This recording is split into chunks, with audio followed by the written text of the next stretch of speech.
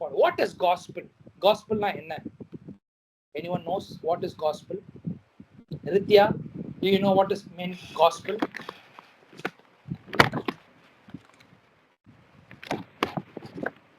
ஆண்டவர் பத்தின சுவிசேஷம். ஓகே, ஆண்டவர் பத்தி சுவிசேஷம் சொல்றது. சுவிசேஷம் ஓகே, ஆண்டவர் பத்தி சொல்லுகிற காரியம். ஜீசஸ் வந்து எர்த்ல இருந்தப்ப அவர் செஞ்ச விஷயங்கள் பத்தி சொல்லுது. சல்வேஷன்னா என்ன அந்த மாதிரி. ஓகே ஓகே, ஏசப்பா பத்தி சொல்லுகிற காரியம், அதாவது என்ன அப்படின்னு சொல்றது, அற்புதம் செய்ததை சொல்றது. ஓகே ஓகே, லெட் மீ சொன்னது எல்லாம் கரெக்ட் தான். So it's no wrong. let me say this. Gospel means simple. It is about Christ, about his kingdom and the salvation of God. இன்னைக்கு காஸ்பிள்னா என்ன நம்மளுக்கு தெரியாம நம்ம கற்றுக்கிட்டோம். பட் ஆனால் இந்த காஸ்பிள்னா என்னன்னா, it is all about Christ alone and his kingdom and his salvation that was given to us freely. இலவசமா கொடுக்கப்பட்ட ஒரு சுவிசேஷம். இன்னைக்கு யாராவது காஸ்பிள்ல கேட்கறதுக்கு, நீ காஸ்பிள் கேட்டனால்தான் நீங்க கிறிஸ்துவ குடும்பத்துக்குள்ள, கிறிஸ்துவின் பாதையில கிறிஸ்துவால தெரிந்து கொள்ளப்பட்டிருக்கீங்க. Does anyone paid for this gospel? யாரா காசு கொடுத்து நான் இந்த காஸ்பிள பெற்றுக்கொண்டேன் சொல்லுவீங்களா? இல்ல. It was given for us freely. Yes, but I want to tell you, the gospel is all about, is the basic message about Christ. கிரீக்ல அப்படி சொல்றது. ஓகே, கிரீக்ல இவாஞ்சலிஸ்ட்னா ஏதோ ஒரு வேர்ட் இருக்கு, எனக்கு கரெக்டா தெரியல. பட் ஆனா கிரீக்ல தான் it says to be called good news. சுவிசேஷத்தை அறிவிக்கிறது, சுவிசேஷத்தை கற்றுக்கொள்றது, சுவிசேஷத்தை அறிஞ்சு கொள்கிறது தான் கிரீக்ல சொல்லப்படுகிற வேர்ட் கால் gospel. பட் ஆனா this is the basic moment, these basic teachings that we need to know this. இன்னைக்கு ஒருத்தர் வந்து கிறிஸ்துக்குள்ள வராங்க அப்படின்னா, சுவிசேஷத்தை கிறிஸ்துவ பத்தி அறிஞ்சனாலதான், கிறிஸ்துவ பத்தி தியானிச்சனாலதான், கிறிஸ்துவ அவர் ராஜ்யத்தை பத்தி நினைச்சனால்தான், ரட்சிப்புனா என்னன்னா இந்த காஸ்பிள் நிமித்தமாக தான் உள்ள வந்தாங்க. Okay, but this is the basic level where you need to know. But what is full gospel? Gospelனா என்ன சொல்லிட்டேன்? கிரைஸ்ட் பத்தி நான் சொல்லிட்டேன், ரட்சிப்புன்னு அப்படி சொல்லிட்டேன். அப்ப ஃபுல் காஸ்பிள்னா என்ன? அப்போ காஸ்பிள்னா பாதி சொல்லலாமா? இன்னும் basic elementary level, kindergarten level you can say. இன்னைக்கு இந்த லெவல்லே இருந்து நம்ம ஓட்டத்தை ஓடிட்டே இருக்கோம். கரெக்டா? கிறிஸ்துவ பத்தி தெரிஞ்சுக்கணும், அவர் அற்புதம் செஞ்சதை பத்தி பார்க்கணும், அது ராஜ்யத்தை பத்தி கத்துக்கிறோம். இந்த லெவல்லே இருந்துக்கிறோம். அது மீன்ஸ் the gospel எடுத்துட்டோம்னா, பைபிள்ல ஓல்ட் நியூ டெஸ்டமென்ட்ல Matthew, Mark, Luke, John, this is the four gospel message that we have. இதையே நம்ம படிச்சுட்டு இருந்தோம்னா, when are we going to learn about the full gospel? Simple, I will tell you. நீங்க சொன்னது அதே தான் இங்கேயும். பட் ஆனா things are add on: salvation, purification or cleansing, okay, faith, okay, second coming of Christ, Holy Spirit, okay, healings and miracles, spiritual gifts, that is mean operating in the Spirit of God and speaking in tongues, spiritual gifts, you can all call it. இதெல்லாம் ஒரு portion தான். Okay, இதெல்லாம் ஒரு portion தான். I'm telling you, full gospelல these are all built up in. இன்னைக்கு நம்ம we still sail in this gospel beginning levelலே நம்ம இருக்கிறோம். But we need to learn about these things as well. Full gospel, salvation என்ன, பரிசுத்தம்னா என்ன, ரட்சிப்புனா என்ன, விசுவாசம்னா என்ன, இரண்டாம் வருகைனா என்ன, ஆவியானவர்னா என்ன. அப்கோர்ஸ் இதை பத்தி நம்ம படிச்சிருக்கோம், இல்லைன்னு சொல்ல மாட்டேன். ஆனா அதுல அர்த்தமாக உள்ள ஆழமான காரியத்தை நம்ம we didn't learn about this. எல்லாம் மேல water சர்ஃபேஸ்ல we all learn this, right? so இன்னைக்கு நம்ம பார்க்க போற காரியத்துல முதலாவது ஒரு காரியம் நம்ம பார்க்க போறோம். ஓகே, ஃபுல் காஸ்பல் காரியத்துல முதலாவது காரியம், நான் I said this, we are going to see about the tabernacle. கரெக்டா? அந்த tabernacle பத்தி சொன்னேன்.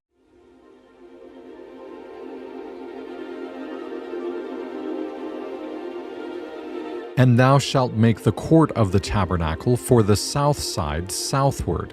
There shall be hangings for the court of fine twined linen, of 100 cubits long for one side, and the 20 pillars thereof, and their 20 sockets shall be of brass.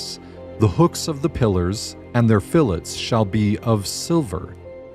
And likewise for the north side in length there shall be hangings of 100 cubits long, and his 20 pillars and their 20 sockets of brass, the hooks of the pillars and their fillets of silver.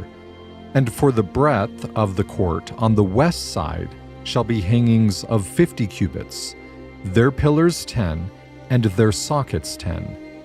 And the breadth of the court on the east side eastward shall be 50 cubits. The hangings of one side of the gate shall be 15 cubits, their pillars 3, and their sockets 3. And on the other side shall be hangings 15 cubits, their pillars 3, and their sockets 3.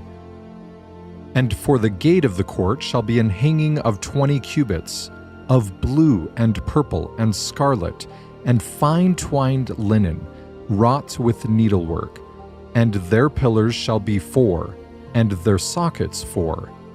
All the pillars round about the court shall be filleted with silver. Their hooks shall be of silver, and their sockets of brass. And the length of the court shall be 100 cubits, and the breadth 50 everywhere, and the height 5 cubits of fine twined linen, and their sockets of brass. All the vessels of the tabernacle in all the service thereof, and all the pins thereof, and all the pins of the court shall be of brass.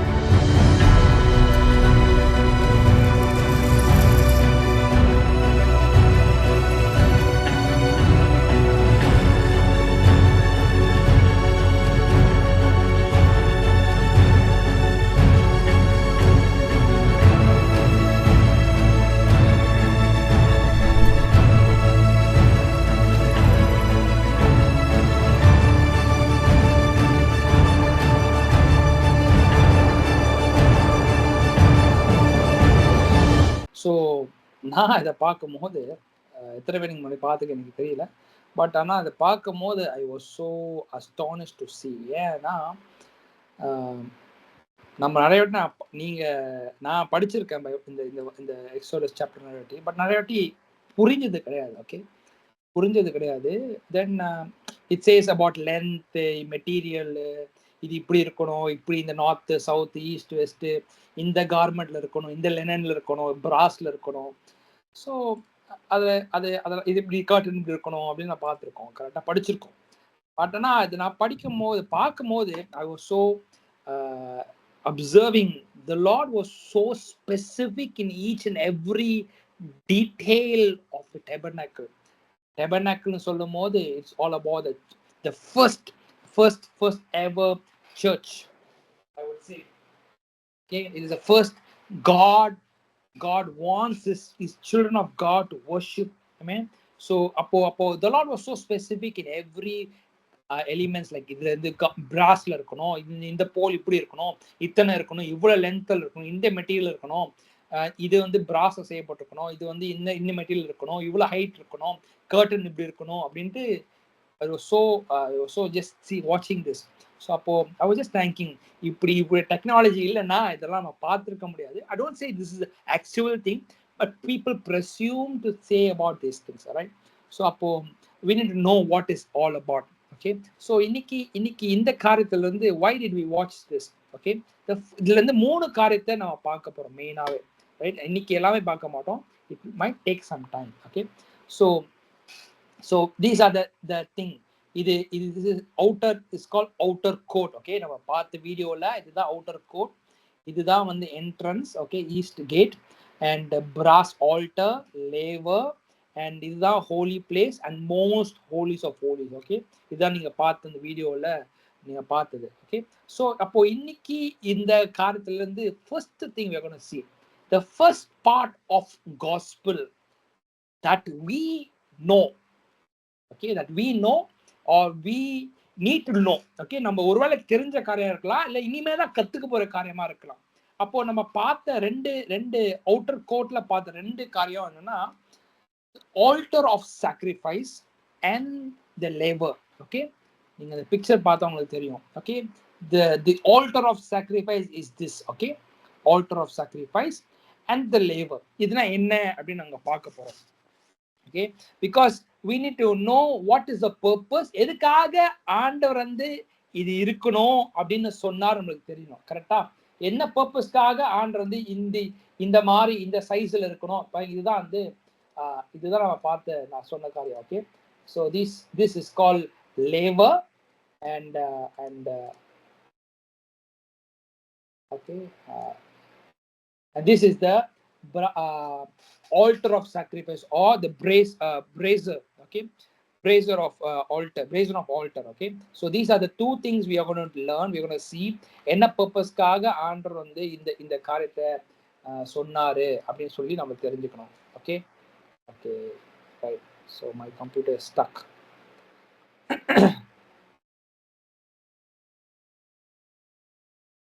Okay, give me a moment. Okay, so my computer is loading and it's rotating. Okay, so let me just say it by words. Okay, so இன்னைக்கு இந்த ரெண்டு காரியத்துல இருந்து can somebody help me to read? First thing is all about altar of sacrifice. இந்த இதுல தான் நான் பார்க்க போறோம். What is the altar of sacrifice? So and யாருக்கா தெரியுமா altar of sacrifice னா என்ன? Does anyone knows what is altar? ரித்யா, ஆல்டர்னா என்னமா? பலிபீடம். பலிபீடம் தமிழ்ல. அதுல என்ன பண்ணுவாங்கம்மா? பலிகள் செலுத்துவாங்க. பலிகள் செலுத்துவாங்க. என்ன பலி செலுத்துவாங்க? Any idea? Peace offering, sacred offering. Peace offering, sacred. Animals எல்லாம் ஹோலி அனிமல்ஸ் எல்லாம் சாக்ரிஃபைஸ் இருப்பாங்க. Very good, nice. Okay, so offering வந்து பீப்புள் வந்து கொடுப்பாங்க. Okay, so these are the thing we are going to see. Okay, what is the purpose of the altar? Okay, ஆல்டர்ல வந்து என்ன பண்ணுவாங்கன்னா ஜென்ரலாவே வந்து they come and they give it. அவங்க செய்த பாவங்களை வந்து ஜனங்கள் வந்து என்ன பண்ணுவாங்கன்னா வந்து செஞ்ச ஆண்டரை விட்டு பிரிந்து போனால, தப்பு பண்ணனால என்ன பண்ணுவாங்கன்னா ரீகன்சில் பண்ணணும்ன்றதுக்காக என்ன பண்ணுவாங்கன்னா people will bring offerings to God. ஒருவேளை அது டவ்வா இருக்கலாம், அனிமல்ஸா இருக்கலாம், கோட்டா இருக்கலாம், இல்ல ஹீப்பர் இல்ல புல்லா இருக்கலாம். இந்த மாதிரி காரியத்தெல்லாம் வந்து கொடுப்பாங்க. ஆனா இந்த ஆல்டர்ல என்ன பண்ணுவாங்கன்னா they just lay it, they just sacrifice, they just burned it. Okay, எதுக்குன்னா அவங்களோட தன்னுடைய பாவத்துல இருந்து சுத்திகரிக்கப்படணும், பாவம் மன்னிக்கப்படணும், forgiveness கிடைக்கணும் அப்படின்ற காரியத்துக்காக people come and do that. Okay, every year now and then அவங்க செய்த தவறுகளை வந்து கொடுப்பாங்க.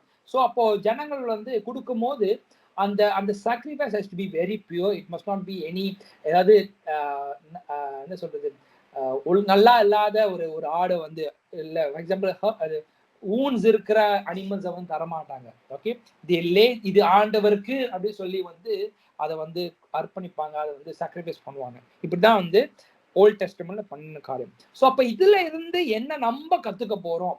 ஓகே, இது வந்து நம்ம வேணா go deeper in this, but I want to replicate with the gospel message that we learned all about. So Hebrews 9:13-15 இதுதான் நம்ம ஒருவேளை இன்னைக்கு இது மட்டும் பார்ப்போம் நினைக்கிறேன் because of time sake. Hebrews 9:13 says under the old system. Okay, பழைய ஏற்பாட்டு காலத்துல the blood of goats and bulls and ashes of heifer could cleanse the people's bodies from ceremonial impurity. Okay, இதுதான் பழைய ஏற்பாடு காலத்துல செஞ்ச ஒரு ஒரு ஒரு ஒரு பேட்டர்ன். இதுதான் ஆண்டவர் பண்ணணும்னு சொன்ன காரியம். ஓகே, இதுவே அவங்களே சொந்தமா இல்ல, ஆண்டவர் சொன்ன காரியத்தை they doing it. God said it and people are just following it what was given by the Moses. Okay, so people could cleanse people's body from the ceremonial impurity. ஒவ்வொரு நாளும் எத்தனையோ பாவங்கள் செஞ்சிருக்கலாம், இல்ல ஒருத்தனை கொலை பண்றக்கலாம், ஒருத்தருக்கு தகாத காரியத்தை சொல்லி சண்டை போட்டிருக்கலாம், விரோதமா ஆண்டருக்கு விருப்பம் இல்லாத காரியத்தை விட்டு ஏதோ பண்ணிருக்கலாம். ஆனா ஆண்டரோடு மீண்டுமாக என்ன சொல்றது, ரீகன்சல் பண்ணணும், ஆண்டரோட திரும்பி வரணும். நான் தப்பு பண்ணிட்டேன் உணர்த்தலோட என்ன பண்றாங்கன்னா பலியிடத்துக்காக இதை செஞ்சுட்டு வந்தாங்க. And verse 14 says, just think how much more the blood of Christ will purify our conscience from sinful deeds so that we can worship the living God. Okay, so first வசனம் பார்த்தோம், 13th வசனம். ஆண்டவர் சொன்ன காரியத்தை ஜனங்கள் பின்பற்றி ஆண்டவர் அதை ஜனங்கள் செஞ்சுட்டு வந்தாங்க. ஆனா மீன் வாயில் என்ன பண்ணாங்கன்னா, as days goes by, people were misled by the sacrifices. ஆண்டவர் சொன்னார் அர்ப்பணிக்கணும், தப்பு பண்றக்க இந்த பாவ பலியா இந்த புறாக்களையோ இல்ல ஆடையோ இல்ல புல்லையோ கொண்டு அர்ப்பணி ஆல்டர் முன்பதாக வெய் அப்படின்னு சொன்னாரு. ஆனா ஜனங்கள் என்ன பண்ண, மிஸ்லீட் பண்ணி அவங்க தப்பு பண்ணிட்டு உடனே பண்ண ஆரம்பிச்சிட்டாங்க. Okay, there was no reverence till fear of God. Correct, இப்படிதான் இருந்துச்சு. 14th verseல we are seeing அந்த ஆட்டுக்குட்டின் ரத்தத்தை காட்டிலும், புல்ஸோட ரத்தத்தை காட்டிலும், டவ்ஸோட ரத்தத்தை காட்டிலும் there are more beyond it. That means the blood of Jesus Christ will purify our conscience of our sinful deeds. இன்னைக்கு நம்ம எத்தனையோ காரியங்கள் நம்ம செய்யறோம். இன்னைக்கு if you want to name it, you just name it. Okay, இன்னைக்கு காலையில just இந்த 24 ஹவர்ஸ்ல இல்ல இந்த 18 ஹவர்ஸ்ல எவ்வளவு காரியத்தை நம்ம செஞ்சிருக்கோம் யோசிச்சு பார்ப்போமா?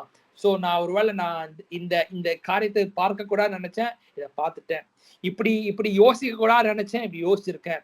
இப்படி அவனுக்கு ஒருவேளை என் நாவினால என் வார்த்தையால ஒருத்தனை காயப்படுத்திருக்கலாம், இல்ல தகாத வார்த்தைகளை பேசியிருக்கலாம், இல்ல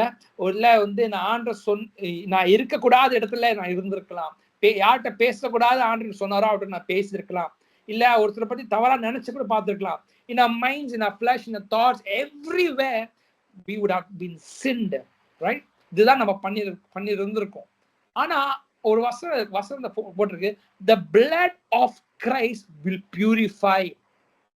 அந்நாட்கள்ல பழைய ஏற்பாட்டு காலத்துல ஆட்டுக்குட்டியின் ரத்தத்தினால இல்ல புல்ஸ் ரத்தத்தினால ரத்தத்தை அர்ப்பணித்து உங்க பாவம் மன்னிக்கப்பட்டுச்சுன்னா, அதை காட்டிலும் பெரிதாக உள்ள இயேசு கிறிஸ்துவின் ரத்தத்தை, he is a son of God, he came for you and for me.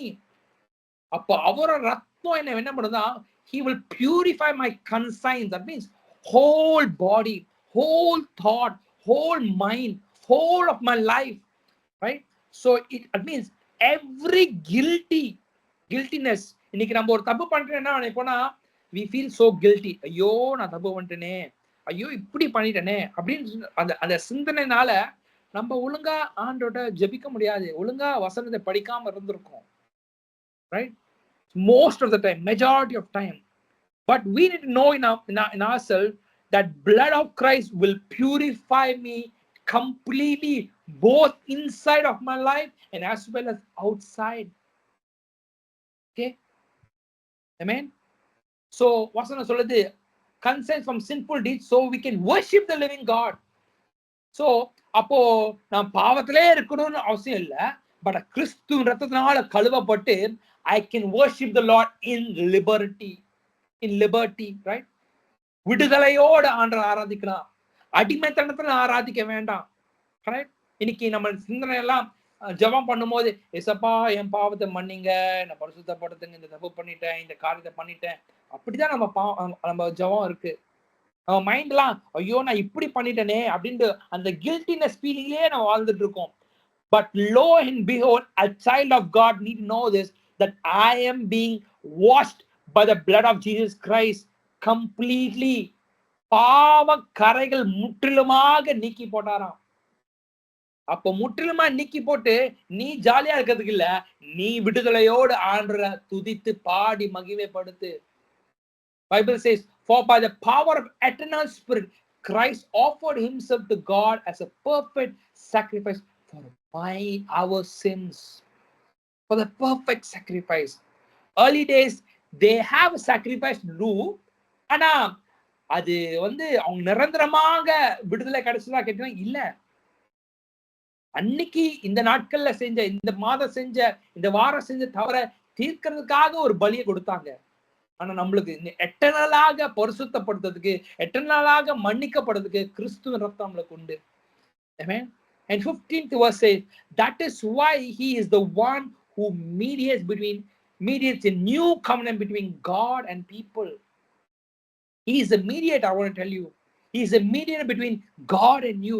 அத முன்னால சொன்னேன், நீ ஆண்டவரை மீண்டுமாக ரீகன்சைல் பண்ணனும்னா you need to have Christ.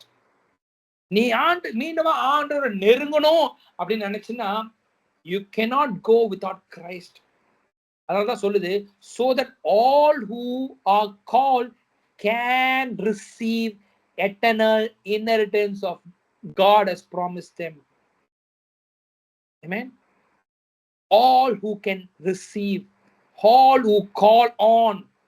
நீ யாரெல்லாம் இயேசுன்ற நாமத்தின் நிமித்தமா கூப்பிட்டு அவரை சுதந்திரித்து அவரை விசுவாசித்து நீ கூப்பிட்டீன்னா you will receive eternal inheritance of God just as he has promised.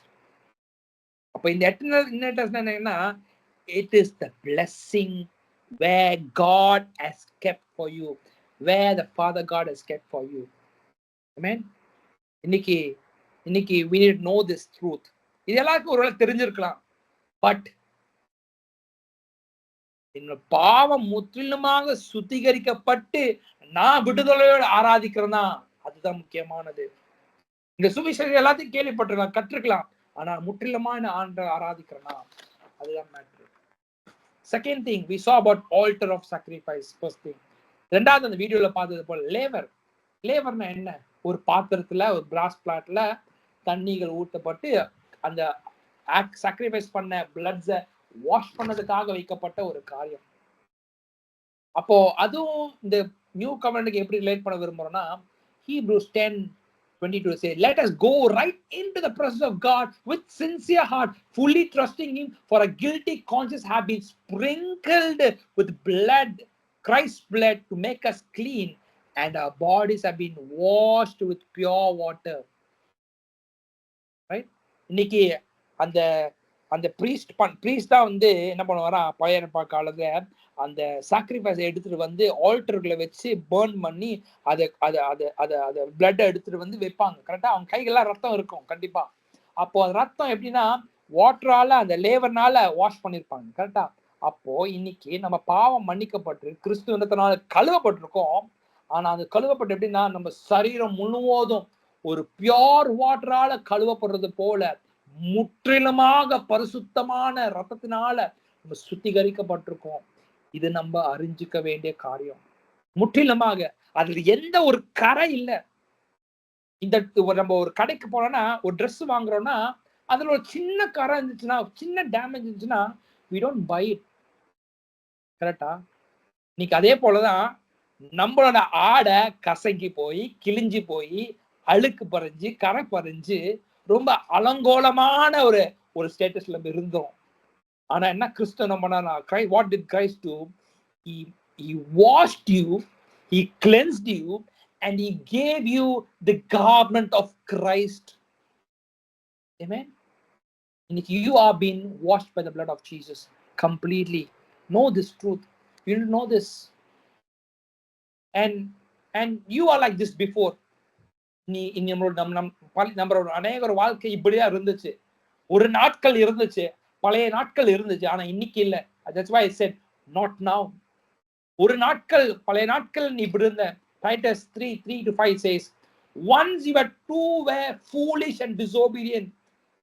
இன்னைக்கு எத்தனை பேர் ஃபூலிஷா இருந்தீங்க தெரியாது, எத்தனை பேர் டிசோபீடியன்ட் இருந்தது. ஆனா நான் இருந்திருக்கேன். I was so disobedient, I was so foolish for the things of the world.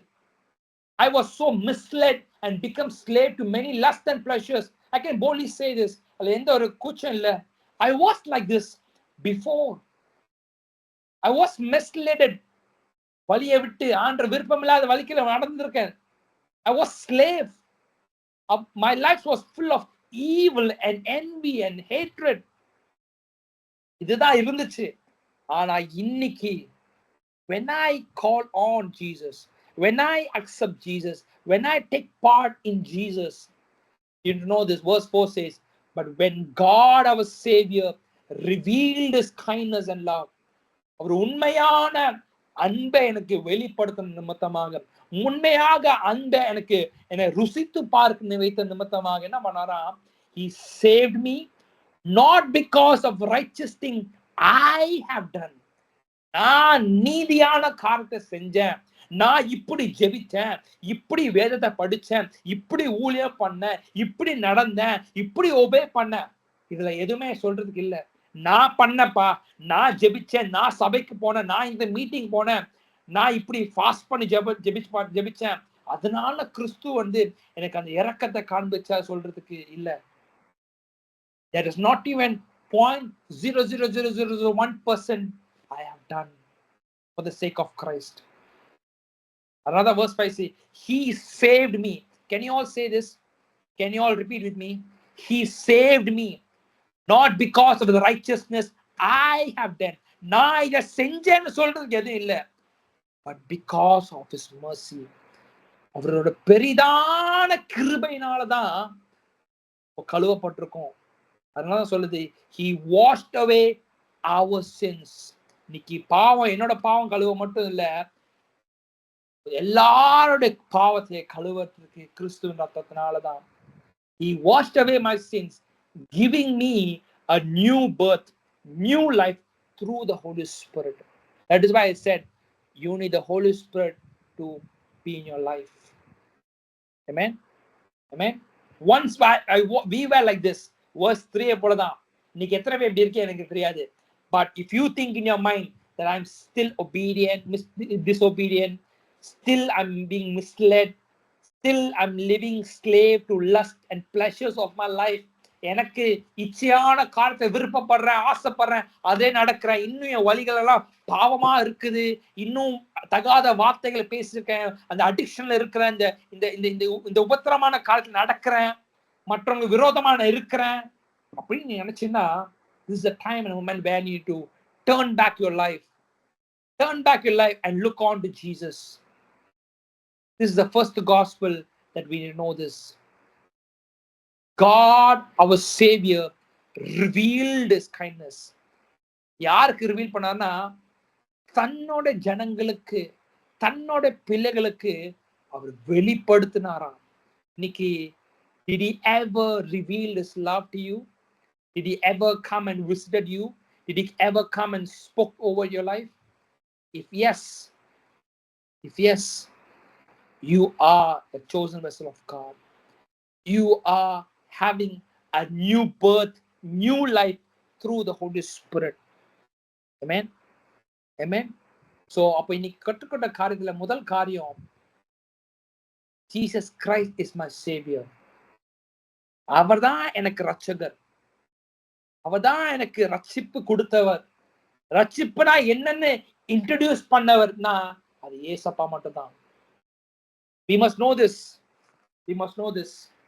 இன்னைக்கு நினைச்சுக்கிறோம், இன்னைக்கு அவங்க வந்து எனக்கு ஜெபம் பண்ணாங்க, அதனாலதான் நான் இன்னைக்கு ஆண்டருக்குள்ள இருக்கேன், அவங்க எனக்கு வந்து சுவிசேஷத்தை சொன்னாங்க, அதனாலதான் நான் வந்து இன்னைக்கு இப்படி இந்த நிலவில இந்த பாதையில கிறிஸ்துவின் பாதையில நடக்கிறேன். இல்ல. Yes, it may be true that this person so and so would have stepped into your life, was spoken a word, of shared gospel. Yes, it is true, but on the background, it was your Savior who was so concerned about your life, was so concerned, was keep on looking around. இன்னைக்கு என் மகள் எப்ப திரும்புவான், எப்ப திரும்பி எனக்குள்ள வருவான், எப்படி என்னை வந்து நேசிப்பான், எப்படி நான் அவனுக்கு அன்பை வெளிப்படுத்துறது அப்படி எதிர்பார்ப்போடு ஒரு ஆண்டவர் இருந்தார்னா அது யாருன்னா கிறிஸ்து இயேசுதான். This is the first gospel. A child of God need to know this. அவர் வந்து சும்மா இல்ல, எனக்கு வந்து இன்ட்ரடியூஸ் பண்ணிட்டு என்ன பண்ண, he cleansed all my sins. He crucified for me, for my sake. He took away all the guilt, all the pains, all the suffering, all the addictions that we have done it in behind the scenes. He had completely taken it away. வந்து சும்மா இல்ல, என்ன பண்ணாருன்னா, second thing what we saw, the blood of goats, bulls, doves cannot cleanse us. அதான் பார்த்தோம். அவரோட சொந்த ரத்தத்தினால நம்ம மீட்டெடுத்து ஒரு பாதைக்குள்ள திரும்பி வைத்தாராம். இன்னைக்கு நம்ம செய்ய வேண்டிய காரியம் என்னன்னா, ரத்தத்தினால கழுவப்பட்டோம். Hebrews 10:22 போல, we need to go into the presence of God with sincere heart. With a sincere heart. And lo and behold, you need to know this, there is a mediator between God and me. இங்க பரம தகப்பன் ஆண்டவர் இருக்காருன்னா, இன்னைக்கு நீங்க இருக்கு, நான் நடுவுல ஒரு connecting பிரிட்ஜாக Christ is there to intervene in your life.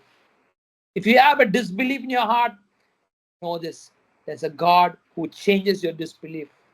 If you have a lot of questions in your heart, thinking how, why, what, அப்படின்னு question இருந்துச்சுன்னா, you know this, lay it before Jesus and say, Lord, you take away all the questions, all the things, all the barriers that is there in my life.